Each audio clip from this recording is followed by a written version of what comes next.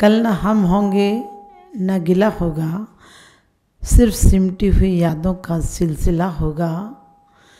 प्रभु की याद में और नेकी काम में लगा लो इन सांसों को, न जाने ज़िंदगी का कल क्या फ़ैसला होगा, न जाने ज़िंदगी का कल क्या फ़ैसला होगा। वास्तव में ज़िंदगी सबको मिलती है, लेकिन किसी की ज़िंदगी प्रार्थना बन जाती है और किसी की ज़िंदगी पापात्मा बन जाती है। ज़िंदगी सबको मिलती है, लेकिन लोग मन भर के ना जीते हैं, ना हंसते हैं, ना रोते हैं।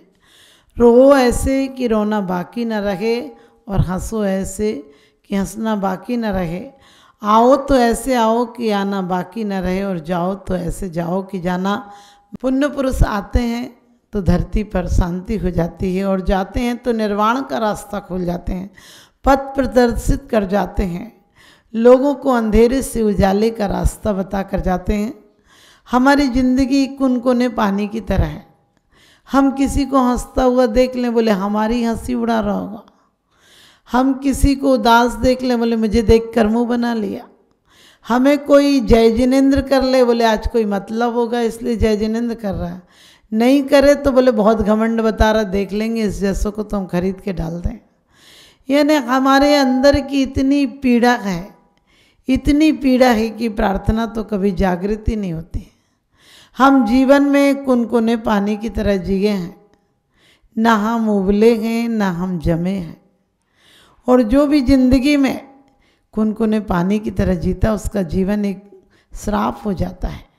हमारा जीवन एक साधना हो, हमारा जीवन कुनकुने पानी की तरह नहीं हो कि कोई भी काम कर रहे हैं उदास मन से कर रहे हैं।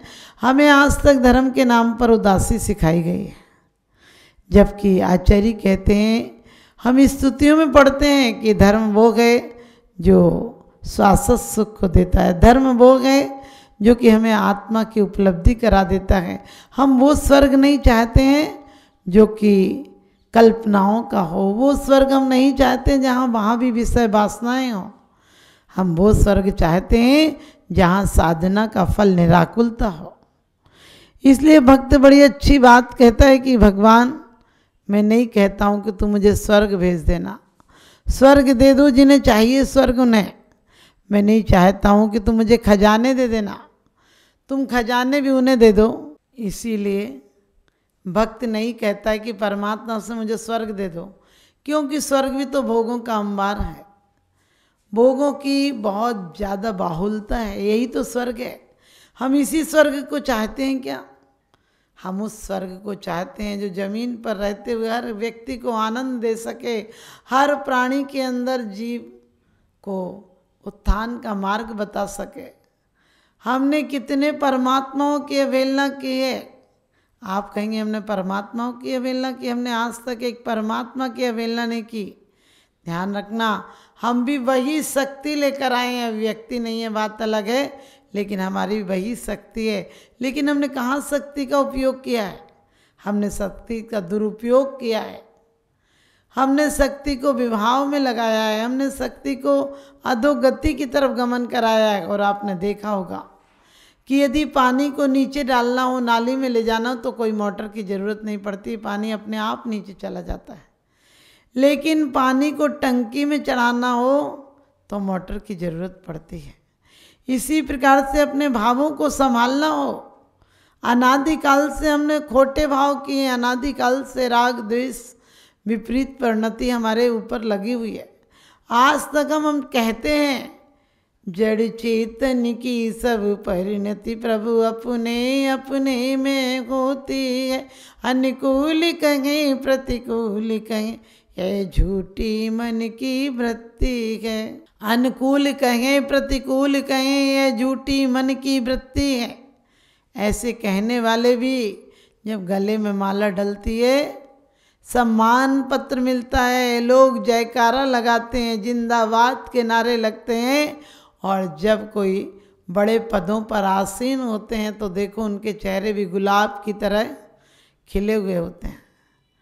और जब वो पदों से उतर जाएं, धन हानि हो जाए, तो ऐसे हो जाते हैं जैसे कि रद्दी का पुराना अखबार हो। हमारी ज़िंदगी एक अखबार से ज़्यादा नहीं है। अखबार सुबह सुबह आता है, भले वो गंदी खबरें लेकर आता है, लेकिन सुबह सुबह आता है तो उसे चाय नाश्ता के साथ बड़े आदर सत्कार के साथ पढ़ते हो, और शाम को वही रद्दी के कबाड़ में चला जाता है, और जो आया था महंगा वही तौल के भाव चला जाता है। हमारी जिंदगी भी ऐसे ही जा रही है। आचार्य कहते हैं कि तुम सोचते हो कि तुम्हारी आयु बढ़ रही है, तुम्हारी आयु घट रही है। धन बढ़ रहा है और आयु घट रही है। बड़ी अच्छी बात किसी ने कही है कि आदमी सोचता है कि जिंदगी की इतनी उम्र बढ़ रही है, और परमात्मा देखता है कि तुम्हारी इतनी उम्र कम हो रही है। हमारे आचार्यों ने माँ की तरह, पिता की तरह डांट के प्यार से कभी भव्य आत्मा कहा, कभी दुरात्मा कहा, कभी पापी कहा। हम रोज पढ़ते हैं, पापे सेन दुरात्मना जड़ दिया, माया बिना लोभिना राग द्वेष मली मसेन मनसा दुष्कर्म अन्यन्वितम। लेकिन क्या दुष्कर्म नहीं करते हैं? इसको पढ़ते पढ़ते भी दुष्कर्म आ जाता है। ये प्रार्थना करते करते भी, प्रतिक्रमण करते करते भी जरा सी कोई प्रतिकूलता आ जाए तो उसी टाइम विवाह में चले जाते हैं। क्यों जाते हैं? कभी सोचा? ये अनादिकाल का संस्कार है गलत। इसलिए पूजा से हटकर बार बार पाप में मन चला जाता है। हाथ में किताब होती है, द्रव्य की थाली होती है, और प्लेट में रकेबी में अर्घ होता है, और मन ना जाने किसके दर्शन कर रहा होता है। आज तक हमने परमात्मा के दर्शन तक नहीं किए। ये आँखों को तो जैसे और कुछ देखने की आदत पड़ गई, ऐसे ही मंदिर में आकर भगवान को देखने की आदत पड़ गई। भगवान हमें उस दिन दिखेंगे जिस दिन हमारे अंदर के भगवान भी हमें दिखेंगे कि हम ये विवाहों में कहाँ फंसे हैं। हम तो मान सरोवर के हंस से दूध और पानी को अलग करने की प्रक्रिया सोच कर आए थे। किसी और जन्म की तो जाने दो।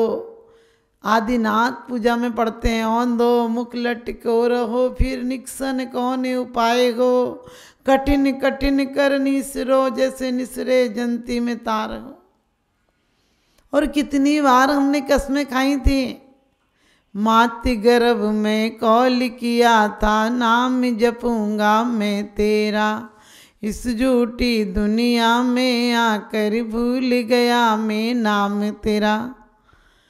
कहते हैं मातृ गर्भ में कौल किया था, नाम जपूंगा मैं तेरा। आए थे हरि भजन को, ओटन लगे कपास। कहते हैं कि जब कितनी सुंदर देह लेकर आए थे तुम, और जाते हो तो देह से भी झुर्रियाँ, चिंता, शुष्कपना, निराशा, उदासी, ये तुम्हारी जिंदगी की कहानी है क्या? और काया भी जीर्ण हो जाती है, और धन जिसको तुमने कमाया था वो बेटों के हाथ में चाबी जाने के बाद बेटे भी पूछते हैं, पूछ के दिया करो, ऐसे मत दे दिया करो। और मन तो तुम्हारा गंदा, कहते हैं खड्डा हो जाता है, बिल हो जाता है सर्पों का, जहाँ अजगर जैसे रहने लगते हैं। 4 कसाएं, 5 पाप, भूत पिशाचों का डेरा हो जाता है, जहाँ एक भी सुगंध नहीं निकलती, जहाँ से मात्र विभावों की, मात्र राग देश परिणति की दुर्गंध निकलती है, जहाँ कोई आना पसंद नहीं करता है। आपने देखा होगा बचपन में कमरों में बढ़िया खिलौने लगे होते थे, और थोड़ी उम्र बढ़ती है तो किताबें आ जाती हैं, और उम्र बढ़ती है तो फिर किसी प्रेमी प्रेमिका की फोटोएं आ जाती हैं, और उम्र बढ़ती है तो अपने पति पत्नी की फ़ोटो आ जाती है, फिर बच्चों के साथ फ़ोटो आ जाती है, और तो और बुढ़ापे में तो आँखें देखना ही बंद कर देती हैं। कहती तू यही देखने आया था क्या? ये पुद्गल की परिणतियों को देख रहा है।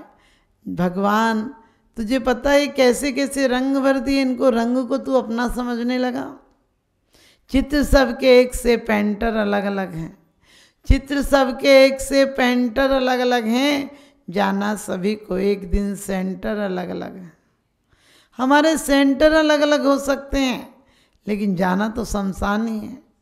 लेकिन कुछ ऐसे होते हैं जो इन पेंटरों के पेंटरों को कला से भरते हैं, चित्र ऐसे उभारते हैं जो अपने चित्र दिखने लगते हैं। एक राज दरबार में 2 चित्रकार आए और राजा से कहने लगे हम बहुत सुंदर चित्र बनाते हैं। राजा ने कहा कैसे चित्र बनाते हैं? उन्होंने कहा आपने आज तक नहीं देखे होंगे। दोनों विभिन्न देशों के कलाकार थे और एक ने राजा से कहा मुझे 6 महीने की मोहलत दो, दूसरे ने कहा मुझे भी 6 महीने की मोहलत दो।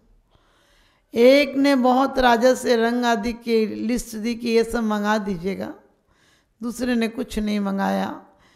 बस राजा ने कहा दोनों एक सी पेंटिंग नहीं बनाओ, एक दूसरे की नकल नहीं करो, इसलिए बीच में एक पर्दा लगवा दिया कि कोई इधर से उधर आ नहीं सके और झांक भी नहीं सके।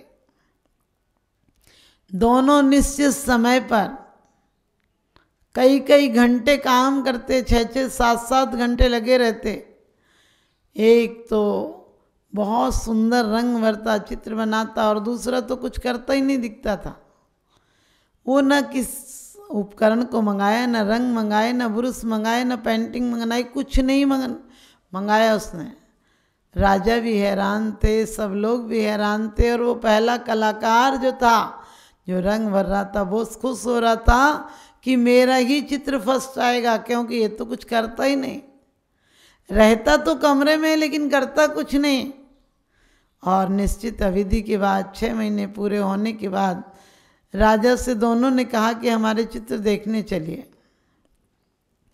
पहले बोला कि राजन इसने तो कुछ करा ही नहीं, आप क्या देखने जाओगे, पहले हमारे यहाँ चलो। ने कितने सुंदर चित्र बनाए।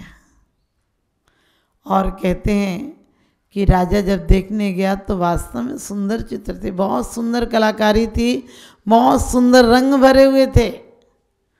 लेकिन दूसरा शांत था कि आप दिखा लो, आपने रंग भरे।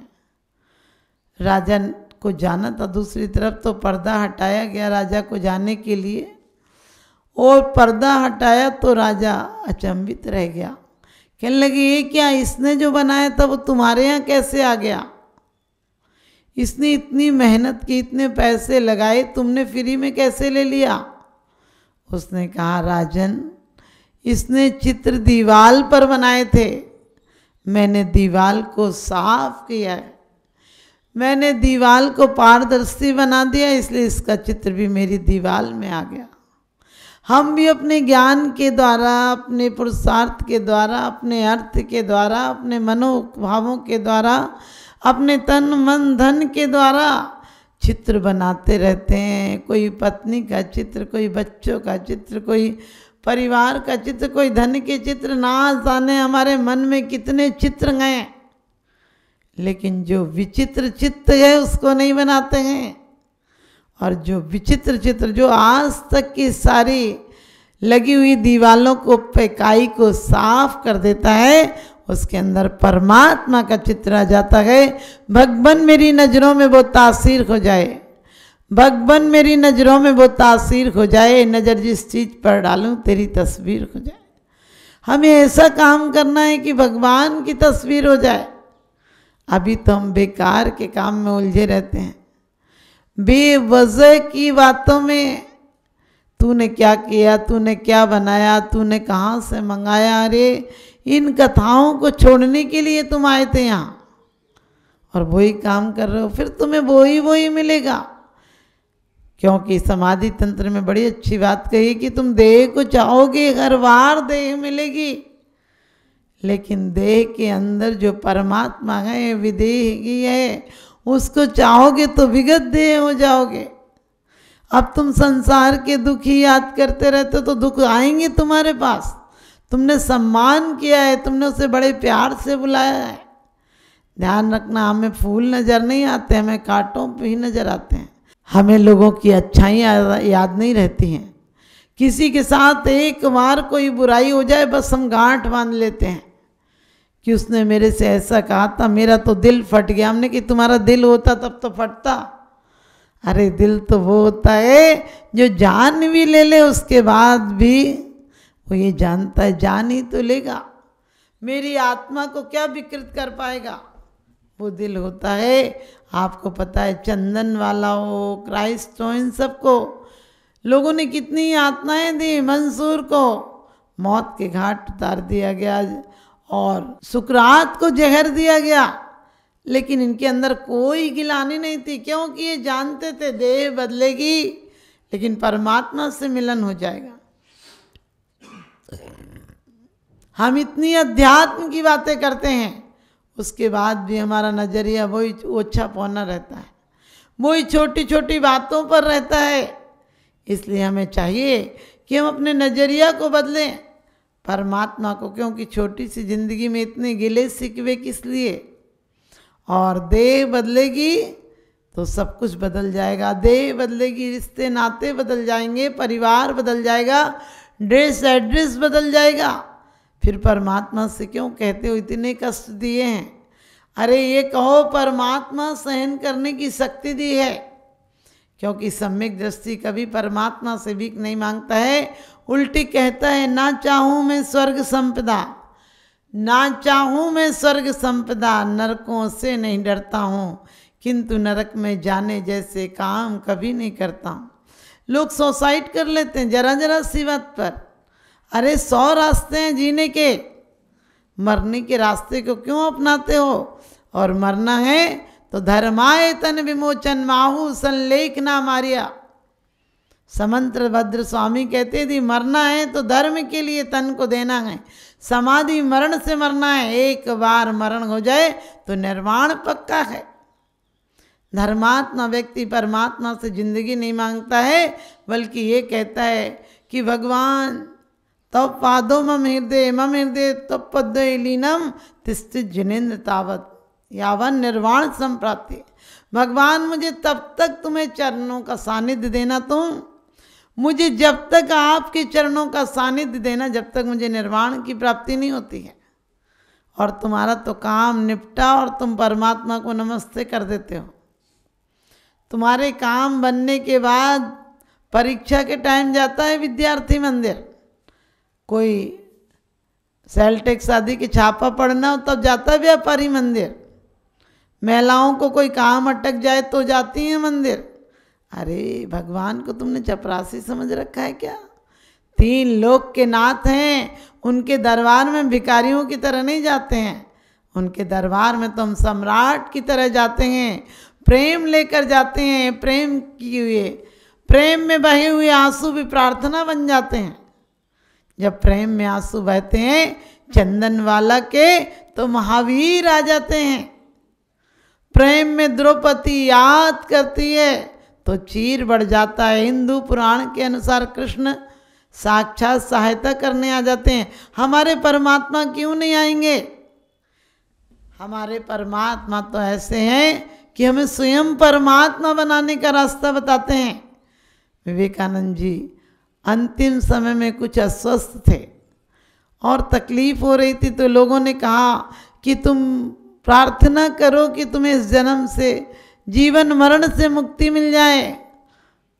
तुम्हारी तकलीफ हो रही है, तुम्हें बहुत ज़्यादा वेदना, तुम परमात्मा का नाम लेते रहे फिर भी तुम्हें वेदना है, लेकिन उनका ख्याल देखो।